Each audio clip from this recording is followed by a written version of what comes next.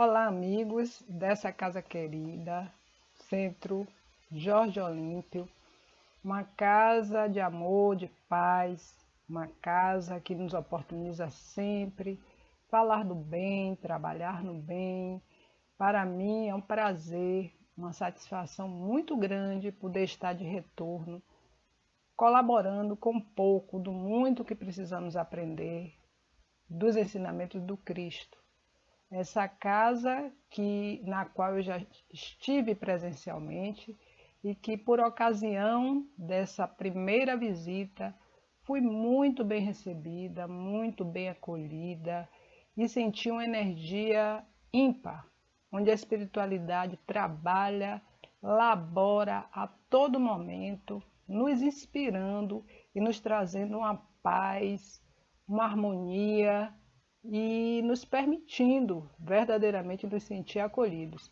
Por isso, para mim, é uma honra, no dia de hoje, poder estar de retorno a convite do Departamento Doutrinário e dizer da minha alegria e da minha satisfação de poder colaborar nessa preleção doutrinária, já solicitando o amparo da espiritualidade amiga que a elabora, dos ceareiros de Jesus, para que nos permita, no dia de hoje, trazer uma mensagem de amor, uma mensagem de paz, uma mensagem de reflexão, que nos permita sair melhores do que chegamos, na certeza de que o amparo do alto sempre está presente em nossas vidas, quando nos permitimos abrir os corações e as mentes para essas intuições e essas mensagens. No dia de hoje, a proposta da casa é para que possamos falar sobre as vidas sucessivas. E nunca foi um tema tão oportuno diante de tantas dúvidas, de tantas inquietações.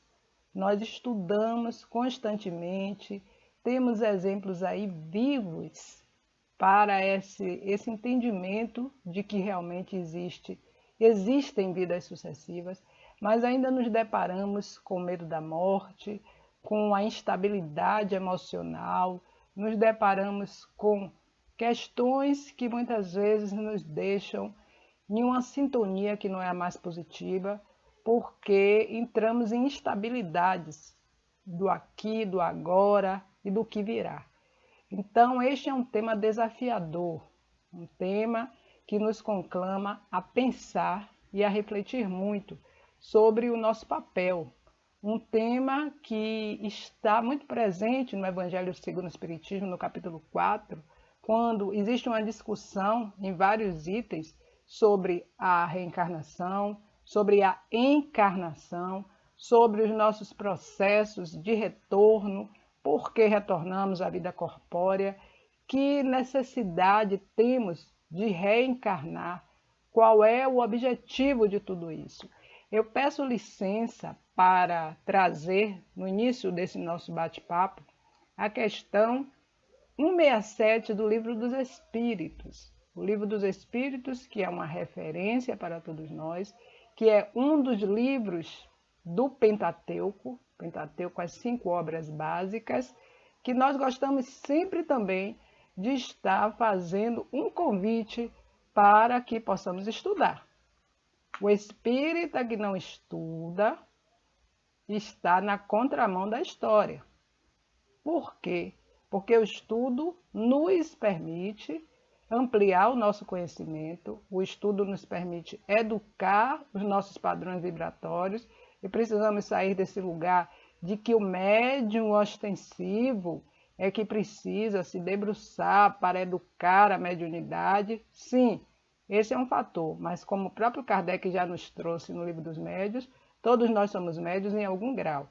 E independente da mediunidade ostensiva ou não, enquanto cidadãos, trabalhadores da seara, precisamos conhecer as obras básicas, até para termos uma condição de selecionar o que nos chega e ter o crivo da razão na análise desses elementos. Então, eu parabenizo o Jorge Olímpio, essa casa querida, porque sempre que nos convida a uma reflexão doutrinária, onde o primeiro convite é para quem está falando para vocês, o primeiro ouvinte somos nós, para que possamos entender o chamado do alto para a nossa melhoria de conduta. Então, quando nós somos convidados, essa casa sempre nos traz referências bibliográficas de credibilidade doutrinária. Por que eu estou dizendo isso? Porque estamos vivenciando muito o mundo das ilusões, com psicografias, com mensagens, que nós precisamos ter o cuidado e analisar de onde vem, qual o objetivo, quais são as referências, inclusive para nos fortalecer nos nossos momentos de fragilidades. Então eu parabenizo a casa porque sempre nos dá a oportunidade de falar das obras, de falar da literatura espírita, das muitas referências positivas que temos, a exemplo do Livro dos Espíritos. Esta obra fenomenal, trazida, codificada por Kardec através do questionamento do mundo espiritual, que nos traz em 1019 perguntas, inicialmente em 1018, que se desdobraram em 1019, sobre os mais diferentes assuntos e capítulos fantásticos. Um desses, nós temos aqui a questão 167, que Kardec perguntou às entidades angélicas qual a finalidade da reencarnação, o que os espíritos responderam: expiação, melhoramento progressivo da humanidade. Sem isso, onde estaria a justiça divina? Ou seja, aqui nós já temos algo que dá um seminário. Uma pergunta do Livro dos Espíritos acerca de um assunto tão necessário de ser compreendido, já nos daria base para um seminário. Porque ele pergunta qual a finalidade da reencarnação, ou seja, por que nós precisamos reencarnar? Por que precisamos ter tantos outros momentos, além desse que estamos vivenciando e dos que já tivemos e passamos?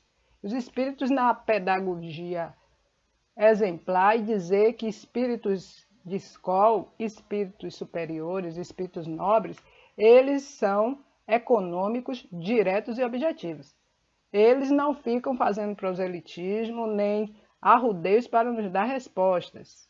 Então, olha o que eles dizem: expiação, melhoramento progressivo da humanidade. Sem isso, onde estaria a justiça divina? Ou seja, à medida que eu reencarno, eu depuro. Depuro o quê? As necessidades que meu espírito tem de melhorar.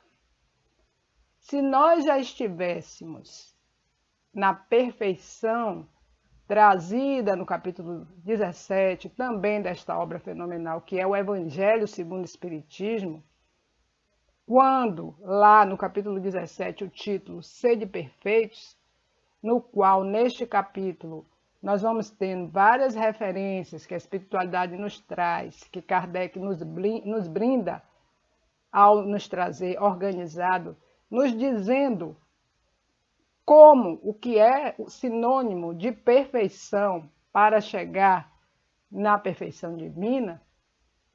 Nós, para chegar nesse ponto, nós precisamos ir depurando. Se fôssemos já espíritos evoluídos, a um ponto de não precisar mais reencarnar, não precisar mais depurar, não precisar mais melhorar os nossos padrões, não reencarnaríamos. Quando temos a oportunidade e a chance de reencarnar, de ter essas muitas vidas, é uma misericórdia divina. Por quê?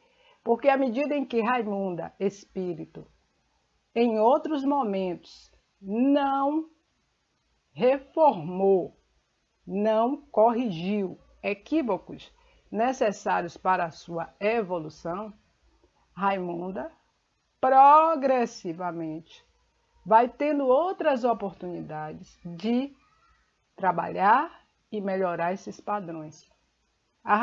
Sabendo que, detalhe importante, esta é a nossa melhor encarnação.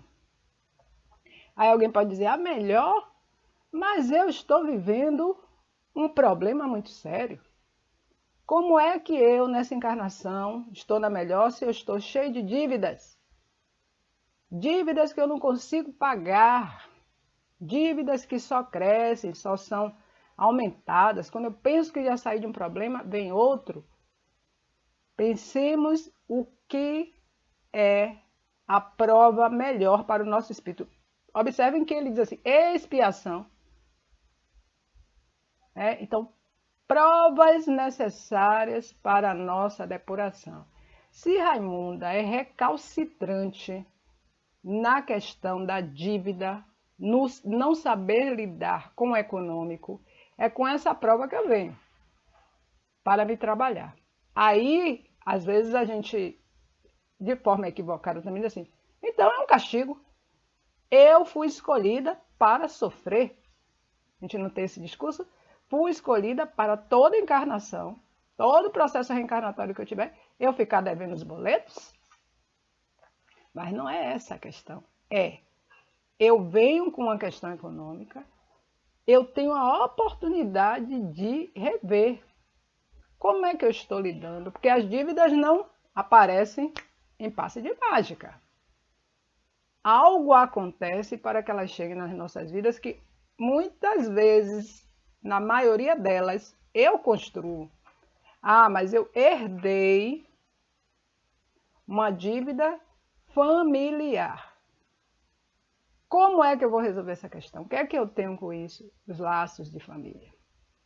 Que compromissos eu tenho com essa questão? Tá. Então eu passo por essa prova e eu preciso encontrar os caminhos para sair dela. Mas esse caminho não existe. Será mesmo que não existe? Ou, para trilhá-los, eu vou precisar me desprender de vários fatores com os quais eu não quero me deixar de estar consorciado. Mas isso que você está falando é uma bobagem, é muito fácil falar. Não. São situações que nós não paramos para pensar. Que tem uma profundidade, uma necessidade tão grande quando a divindade nos coloca para que nós pensemos, que nós não avaliamos. E é mais fácil falar de um Deus punitivo, que não é o Deus que Jesus vem nos trazer através da lei do amor, é o Deus lá da lei mosaica, o Deus trazido por Moisés. Então é mais fácil assim, Deus está me punindo. Eu fui escolhido para viver tal situação. Não. Olha a pedagogia dos espíritos. Quando diz a Kardec, expiação, melhoramento progressivo da humanidade. Sem isso, onde estaria a justiça divina? Então, se eu tenho um problema com a questão econômica, não sou só eu, Raimunda, que tenho. Por quê? Porque eu fui escolhida para passar por isso. Outros tantos companheiros têm, cada um em um grau, a partir da necessidade desse espírito. Mas como é que eu lido? E aí a gente às vezes vê alguém que tem uma situação semelhante à que eu vivo e diz assim, mas ele conseguiu sair. Se ele conseguiu, por que eu não consigo? A misericórdia divina a gente vai ver exatamente aí. As oportunidades são dadas para todos. É que muitas vezes nós não conseguimos enxergar pelo envolvimento que nós estamos no problema e mergulhados no problema ficamos. Na síndrome de Gabriela, eu nasci assim, vou morrer assim, e não vejo a luz no fim do túnel. Mas existe. Existe. Podemos vir com a prova da doença. E essa é muito particular, meus amigos. Por quê? A prova da doença, ela nos tira de uma zona de conforto total. Porque pensar na doença é pensar numa morte iminente, muitas vezes. E aí nós precisamos entender o processo reencarnatório, ter o feeling para entender os nuances que estão envolvidos nesse contexto. E é difícil, porque doença nos remonta a sofrimento, doença nos remonta a perda de coragem para lutar. E nós nos vitimizamos, mas é um processo educativo. Difícil de compreender ainda no estágio que estamos, mas essa literatura que liberta, por isso falamos no início da nossa preleção da necessidade do estudo. da necessidade do conhecimento, conhecimento que liberta e que me instrumentaliza para entender o processo e não ficar parado. Que aí vem uma outra passagem interessante quando a gente fala de resignação. Porque quando se fala de resignação, que também está no Evangelho, a resignação é algo da aceitação positiva. A resignação não é algo que nos coloca em uma situação de inércia, em que eu fui escolhido para o sofrimento eterno e que eu sou resignado. Não é? Aí eu estou dando uma interpretação equivocada, porque que Jesus é esse que vai me ensinar a ser passivo no sentido de não lutar e não brigar pelo melhor. Não é isso, não. A resignação trazida por Jesus é o entendimento de uma questão que às vezes é muito dolorosa, é muito difícil e que todos nós, amigos, todos nós passamos. Todos. Mas o enfrentamento disso, como é que eu faço? Como é que eu aceito que existe um problema, que existe uma situação difícil? Como é que eu administro essa situação para sair dela? Ou, se eu não consigo sair no sentido de total, não, isso aqui é uma página virada, pelo menos como é que eu convivo de forma harmoniosa com essa questão que me é expiatória, mas que eu preciso lidar com ela da melhor maneira para ter qualidade de vida. Aí alguém pode dizer, mas Raimunda, diante de um câncer, como é que eu vou me resignar diante de um câncer, no momento de uma dor intensa? Aí eu vou pensar, amigos, que qual é a lição que esse câncer está me trazendo? Primeiro ponto. Segundo, a medicina que está aí a um alcance fantástico, no sentido de me dizer que eu posso sim estar assistido dentro de um contexto que me é necessário. Segundo, a condição de perceber que esta doença que me chega, muitas vezes é um elemento limitante de algo que eu poderia passar de uma maneira muito pior. De que maneira, por exemplo, muitos de nós, às vezes, temos o vício do álcool. Vejam bem, temos o vício do álcool. E é fato que o álcool nos traz uma série de mazelas, sendo que um dos órgãos que mais é afetado por ele é o fígado. Uma vez eu recebi uma mensagem de um amigo, um videozinho de animação, que eu fiquei tão assim impactada no sentido de eu nunca tinha pensado sobre essa questão, sabia que realmente o fígado é um dos órgãos mais importantes do nossos, né? Todos são importantes, mas ele tem uma função depurativa, ele tem uma função é tanto que quando nós tomamos os medicamentos para qualquer situação, o fígado, né? Ele faz todo o processo. Quando a gente tem alguma dificuldade hepática para fazer esse processamento, às vezes demora mais. Enfim, tem uma série de nuances que é um órgão vital. Então, eu recebi uma animação que um colega me mandou de quando o álcool bate no fígado, quando ele chega no fígado, a gente toma uma bebida alcoólica, ele chega no fígado, o choque que o órgão recebe. Nesse vídeo de animação, o órgão tremia e subia assim como se fosse um raio. Pensemos nisso de forma contínua. E aí, eu bebo por minha vontade, veja só. Alguém me obrigou a beber? Não. Eu bebo por minha vontade. Eu sei que o álcool não me faz bem. Eu passo a ter uma doença hepática de qualquer natureza. Um câncer, uma situação de uma hepatite de algum grau.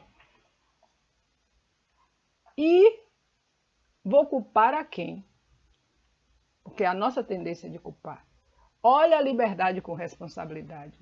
E muitas vezes nesse processo reencarnatório que eu vim com essa prova para me observar até que ponto eu vou me rever meus conceitos em relação ao bom uso desse órgão que eu tenho. A gente não faz essas conexões. Dificilmente a gente consegue antenar e contactar, conectar com esses nuances. Quando a doença vem, eu começo a pensar, mas o que foi que eu fiz? Por que comigo? A gente não pergunta isso. Essa pergunta é clássica. Por que comigo? E eu aprendi com os companheiros que na minha jornada de vida, eu sou muito grata a tanta gente boa que apareceu e que aparece no meu caminho, dentro da doutrina ou fora dela, para me trazer exemplos fantásticos e me ensinar, porque nós aprendemos muito com o outro. E particularmente na doutrina, aprendi com muita gente boa nos estudos, né? Nos grupos de estudo, que assim alimenta a nossa alma. Como nós não podemos estar culpando o outro pelos nossos equívocos? Então eu crio um problema para mim mesmo e na hora que o problema se acentua, não, mas eu bebia porque aquele amigo X me oferecia. E a minha vontade, o meu livre-arbítrio. Então, assim, aí eu venho com essa prova, muitas vezes, para avaliar o bom uso dessa relação com o álcool, da relação com cuidar do corpo e do espírito. Às vezes venho com a prova, não comigo, Raimunda, meu corpo, esse espírito, mas com alguém que me é muito caro. Um filho que traz alguma situação muito difícil, que eu preciso lidar. Qual é o crescimento reencarnatório que eu tenho com essa prova? Porque quando eles dizem, os espíritos dizem, sem isso onde estaria a justiça divina, né? Quando eles falam do melhoramento progressivo, olha o nome, melhoramento progressivo, então ó, é um aprendizado diário. Essa questão 67, ele traz isso de uma maneira muito interessante. Mas na 166A, é muito interessante também quando Kardec pergunta assim aos espíritos. Primeiro, vamos para 166. Para a gente ser, né, didático. Ele diz assim, na 166 ele diz, a alma que não atingiu a perfeição durante a vida corpórea, como acaba de depurar-se? Que os espíritos respondem, submetendo-se à prova de uma nova existência. Não satisfeito, Kardec, na 166A, ele, pedagogo que era, né, estudioso, ele pontua mais a pergunta, ele diz assim, como ela realiza essa nova existência? Pela transformação como espírito? O que os espíritos respondem, ao se depurar, a alma sofre, sem dúvida, uma transformação, mas para isso necessita da prova da vida corpórea. Ou seja, veja que os espíritos estão falando muito de depurar. Depurar tem a ver com lapidar, com diluir, com transformar. Então, nós estamos aqui depurando muitas questões. Eu preciso depurar o orgulho que me cega. Não é fácil. Eu preciso depurar o egoísmo que me paralisa. Não é fácil. Eu preciso depurar o meu comportamento colérico. Não é fácil. Mais difícil ainda é eu me auto-reconhecer. Quando eu me auto-reconheço, dei um passo fantástico. No sentido de entender que existe uma questão, existe uma sombra, que Joana de Ângeles, né, fala das nossas sombras. A veneranda Joana de Ângeles, esse espírito que trabalha na esfera da psicologia espírita, que nos fala das sombras. Que sombras são essas? Esse lado obscuro, esse lado difícil que todos nós temos, meus amigos. Ilusão, dizer que somos perfeitos. Eu, pelo menos, não sou perfeita. Não tenho esta pretensão de, nesta encarnação, dizer que eu sou, porque não sou. Outro dia alguém me perguntou, quantas encarnações? Você acha que você ainda vai reencarnar quantas vezes? Eu disse, não sei. Mas com certeza não será uma. Por quê? Porque eu tenho muito para chegar nessa perfeição, esse espírito que vos fala. A vencer muitos equívocos que precisam ser depurados, a depuração. Mas eu preciso reconhecer realmente que eu tenho. Se eu vivo no mundo da ilusão de que eu sou perfeito, de que eu não erro, quem não erra? Quem de nós não comete equívocos, meus amigos? Pelo estágio evolutivo que estamos, pelas nossas imperfeições morais. Eu não erro. Então já comecei a errar quando eu não admito que sou um ser imperfeito, sujeito a determinados dissabores e armadilhas. Então Joana fala de sombras, né? Kardec, no Evangelho segundo o Espiritismo, traz mensagem dos Espíritos sobre os nossos vícios morais. E o Evangelho é um grande dilapidador das questões morais. Somos um diamante bruto que vamos sendo lapidados para virar joia rara. E ser joia rara, quando lá chegarmos, numa analogia, né? Para a gente entender qual é o sentido desse depurar. Imaginemos que nós pegamos um diamante bruto, bonito, maravilhoso, de muito brilho, mas eu quero transformar numa joia. Uma joia que embeleze alguém. Eu vou fazer um trabalho com esse diamante. Imaginemos nós, espíritos, com as nossas questões, com as nossas ansiedades, com os nossos tormentos, com as nossas inquietações de toda a natureza, eu preciso me reconhecer um espírito imperfeito. Mas que, sim, quando ele fala na 167 da misericórdia, nos dizendo que temos a capacidade e a condição de melhorar essas imperfeições. Mas eu quero, também tenho liberdade. Olha o livre-arbítrio. Jesus é maravilhoso. Deus, esse Pai Criador, é fantástico. Quando nos diz assim, você é livre. O Espírito é livre para agir. Mas a liberdade com responsabilidade. A quem mais é dado, mais será cobrado. Evangelho. O que é isso? Nós espíritas, que temos a oportunidade de conhecer esse cabedal de informações trazidas para o nosso conhecimento doutrinário. Mas eu não posso ler, entender, compreender e não colocar na minha prática, porque aí eis o grande desafio, eis o grande testemunho. Eu preciso colocar na minha prática diária. De que maneira? Nas minhas relações de convivência. Se eu sei que eu não posso invadir o espaço do outro, eu invado, conhecendo as questões de ordem moral, conhecendo o Evangelho de Jesus, e eu faço, lógico que vai ter uma resposta para o que eu estou fazendo. Ah, mas eu fui castigada? Não, eu fui chamada à responsabilidade. A quem mais é dado, mais será cobrado. Não é que quem não conheça não vai responder, mas a responsabilidade de quem conhece e faz é muito maior.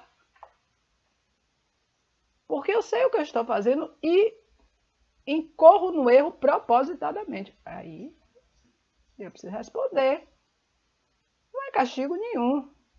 É da lei. É da lei. Lei divina e natural. Capítulo das leis morais do Livro dos Espíritos.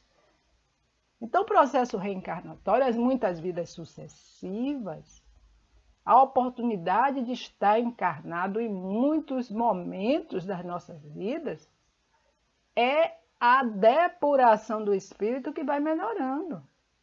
Essa, como eu disse anteriormente, é a nossa melhor encarnação. O espírito não retroage, ou seja, o espírito não caminha para trás. O princípio é da evolução e melhoria de conduta. Mas eu quero. Então, Raimunda hoje, com certeza, é muito melhor do que foi na última encarnação. Mas eu tenho a oportunidade nessa encarnação de ser melhor ainda. Melhor em que sentido? Nas questões da vaidade, da prepotência, do orgulho. Sou melhor do que Joana, do que Maria. Olha, já viu como eu estou vestida? Já viu como eu me porto? Já viu o meu comportamento? Já viu as minhas... Não é. É o melhor no melhoramento, no aprimoramento moral.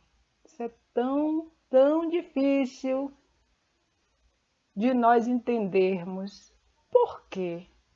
porque passa por quebrar paradigmas, passa por vencer situações que eu tenho como normais e que são altamente destrutivas para mim, para o meu espírito.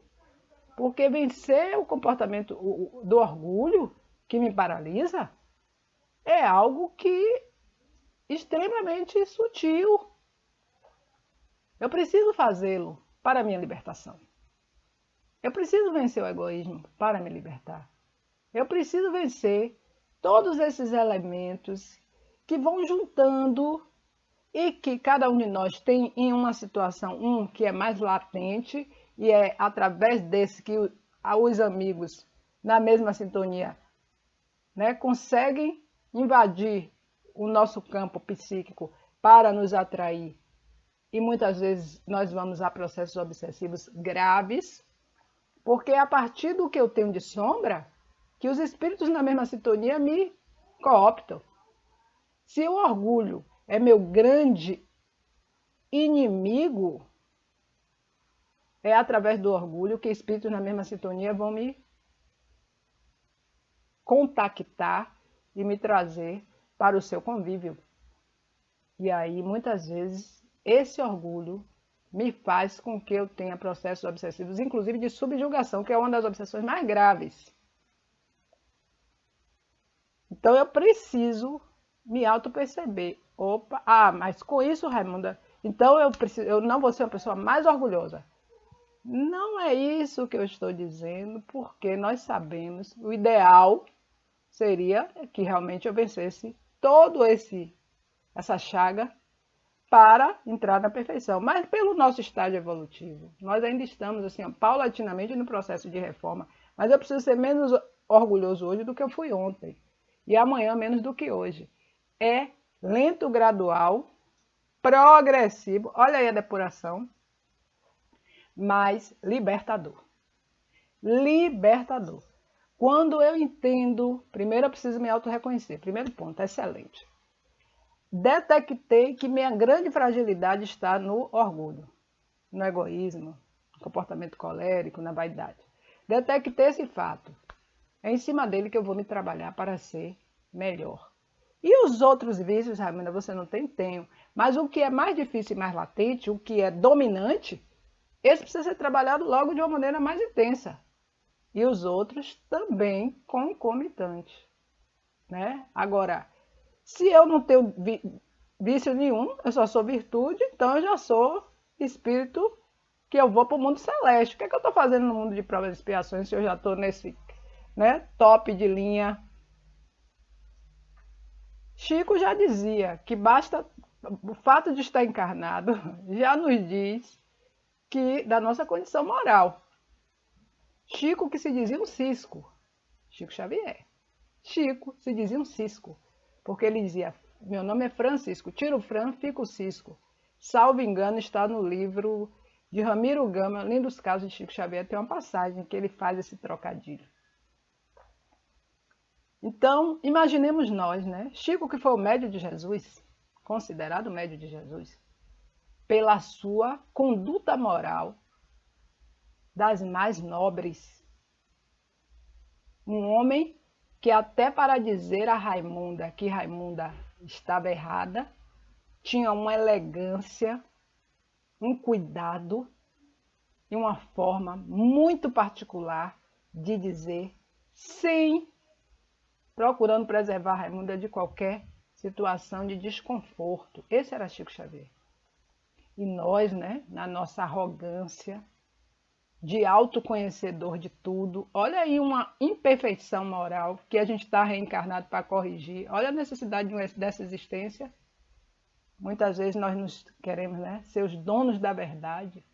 E por ser os donos da verdade, nós nos achamos no direito de dizer ao outro que o outro não alcançou essa verdade que eu defendo como a melhor e a primeira. Quem disse? Que poder é esse que eu tenho? Quem sou eu diante da divindade? Que é quem pode me corrigir? Olha uma imperfeição que eu preciso corrigir. Olha a necessidade da vida, da reencarnação, da vida sucessiva, para eu me melhorar? Nós não somos também só vícios, somos virtudes. Nós somos amor, nós somos perdão, nós somos caridade, e caridade é amor. Nós somos libertação, nós somos fraternidade. Sim, somos. Mas às vezes a gente esconde e sufoca essas virtudes que são muito importantes para a melhoria da minha conduta, para a melhoria desse espírito, em nome de uma imagem, inclusive construída no sentido de redes sociais, né? De lugares onde determinados comportamentos são mais de destaque do que esse momento nosso de amor, esse momento nosso de renovação. Então, muitas vezes a gente sufoca e esconde o lado do bem. O bem, meus amigos, sempre vence o mal. Ainda que aparentemente nós tenhamos uma imagem equivocada e distorcida de um mundo imaginário de que o mal está vencendo, onde estaria a justiça divina para permitir que o mal vença? O bem sempre vence, mas ele não tem muito espaço nos holofotes. Por quê? Porque muitos de nós nos alimentamos com notícias destrutivas, com situações onde aparecem, né, supostos donos da verdade, supostos líderes que vão salvar a humanidade de quem? O princípio da salvação, o reino de Deus está dentro de nós. E nós precisamos nos salvar de nós mesmos, acreditando na misericórdia do grande Salvador, que é um Deus maior, e do seu Filho, que veio a esse mundo de provas e expiações, podendo não vir. Jesus podia ser poupado de toda a peregrinação que teve, de todo o calvário que viveu, mas vem para nos dar o exemplo da prova. Este homem sensacional, este pedagogo por excelência que passou por aqui, viveu grandes processos de martírio, de injustiça. Jesus viveu tudo isso, mas ele nunca deixou de ter a conduta moral no bem. Ele nunca se igualou aos seus algozes para matar, para ferir. Um homem com aquele magnetismo que só usou magnetismo para o amor, para a paz e para a concórdia. Jesus, o grande revolucionário da história de conceitos. Conceitos no bem, conceitos na paz. Este homem passou por muitas vicissitudes. Espírito puro, grande governador do planeta, que vem nos dar o exemplo da perfeição moral. Então, quando nós sabemos que depurar essas questões, como bem trouxe a espiritualidade para Kardec, é limpar as chagas que nos tornam difíceis conosco mesmo e com aqueles que convivem conosco, nosso pior inimigo somos nós. E Jesus traz no Evangelho amar aos inimigos. E aí, na sabedoria do Mestre, ele diz: amar ao teu próximo como a ti mesmo. Eu preciso me amar, porque o amor cobre uma multidão de pecados. O amor nos liberta. O amor nos leva nas veredas da justiça. Amar, sentido da vida. E a veneranda Joana de Ângeles, no livro Amor Imbatível Amor, nos fala do perdão. O perdão que liberta, o perdão que higieniza, o perdão que é uma virtude moral. Que nós temos a oportunidade nas vidas sucessivas, nos processos reencarnatórios, de trabalhar esse sentimento. trabalhar esse elemento higienizador da nossa mente, do nosso corpo e do nosso espírito. Portanto, meus amigos, o princípio da reencarnação como instrumento de libertação. O princípio do processo reencarnatório como algo que nos conduz no bem e para o bem. O princípio reencarnatório que nos deixa dizer sempre sobre a possibilidade de estarmos na família que necessitamos, nas relações de trabalho que necessitamos, nos reencontros necessários que a reencarnação nos traz. Para concluir, eu gostaria de deixar uma mensagem deste livro. É um livrinho de mensagens, mensagens para você. São textos psicografados da companheira Angélica Guimarães, que me foi dados de presente por uma amiga da doutrina, ela que conviveu com esta amiga, que ia escrevendo sobre sentimentos, sobre emoções, e esse livro depois foi publicado. E essa amiga me deu esse livro e, de vez em quando, na hora do Evangelho, antes do Evangelho, eu gosto de abrir e vem sempre uma mensagem consoladora. Então, neste momento de reflexão que nós tivemos aqui, eu vou abrir agora nesse momento final, de maneira aleatória, não escolhi nenhuma mensagem, mas a inspiração veio do alto, dos espíritos que laboram nessa casa querida, Jorge Olímpio, para que nós finalizemos nossa fala de hoje com a mensagem que vier aqui, que diz assim: agradeço e reconheço. Você pode pedir o que desejar a Deus, mas nunca antes de agradecer o que já possui e reconhecer o que precisa ser modificado, a fim de que seu desejo seja atendido. Se for da vontade de Deus, que sabe muito bem o que necessitas, seus desejos poderão ser atendidos. Muitas vezes você está preso ao passado, ou projetando o futuro, e esquece que o melhor momento é o agora. Se achas que não é, reflita sobre o porquê de estar nessa situação, ou saiba simplesmente aguardar, se entregar e confiar. Quando algo lhe foi tirado, é para que você enxergue outro caminho e acredite que grandes surpresas virão nesta.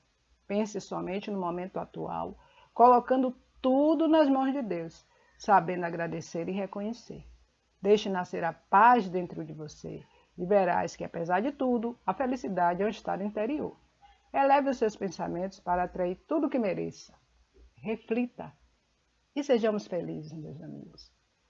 Prossigamos, porque tudo passa. E isso também passará, como foi dito certa vez a Chico. E Chico entendeu a mensagem e trouxe para a sua vida esta força trazida do alto. É o que eu desejo a essa casa querida, agradecendo ao convite do Departamento Doutrinário, à presidência da casa, aos trabalhadores queridos que a elaboram, dizendo um até breve, falando da minha felicidade, nós que chegamos até aqui, vencendo tantos desafios diante do momento pandêmico, que nós precisamos exercitar a gratidão, porque chegamos até aqui com saúde, chegamos até aqui lidando com uma nova configuração mundial, inclusive dos trabalhos espirituais, entendendo a mensagem do alto, que nos chamou para uma reflexão muito séria e rogando a espiritualidade, que no próximo ano os nossos encontros possam voltar a ser presenciais, se for da vontade de Deus e já é o momento, na certeza de que estamos sempre protegidos, orando aos que partiram nesse processo coletivo diante do momento pandêmico e exercendo a gratidão, porque verdadeiramente a misericórdia nunca nos falta. Muita paz, que Jesus nos abençoe.